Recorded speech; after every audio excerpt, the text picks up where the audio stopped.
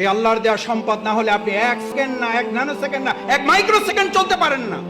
যিনি বলেন আমার আগামী মাস কিভাবে চলবে, আর আপনার 1 সেকেন্ড কিভাবে চলবে আপনি বুঝেন না? যে কার্বন ডাই অক্সাইডটা ছেড়েছেন আর যে অক্সিজেনটা গ্রহণ করবেন, এটা যদি এখন অনুমোদন না হয়, কত টাকা বিল পরিশোধ করেছেন এই অক্সিজেনের জন্য? অনলাইনে না অ্যানালগে জমা দেন? কোন অ্যাকাউন্টে জমা দেন? এটা কোন অ্যাকাউন্টে? এত কি ভাবেন ভবিষ্যৎ? ভবিষ্যৎ কি? ভবিষ্যৎ তো অক্সিজেন। এই এখন কার্বন ডাই অক্সাইডটা ছেড়েছেন, অক্সিজেনটা আর যদি না ঢোকে এখন কি কারণ লাগবে? পৃথিবীর সমস্ত ডাক্তার একমত হয়ে গেছে, হার্ট অ্যাটাক করে কোনো লোক মারা যায় না, মারা যাওয়ার কারণে হার্ট অ্যাটাক করেছে। স্ট্রোক করে মারা যায় না, মারা যাওয়ার জন্য স্ট্রোক।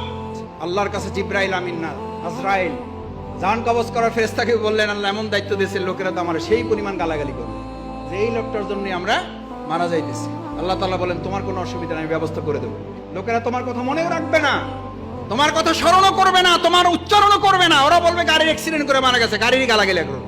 ওরা হসপিটালকে গালাগালি করবে, ওরা ডাক্তারকে গালাগালি করবে, ওরা সংগঠনের মিছিলকে গালাগালি করবে। আল্লাহ আমাদের মাফ করুন।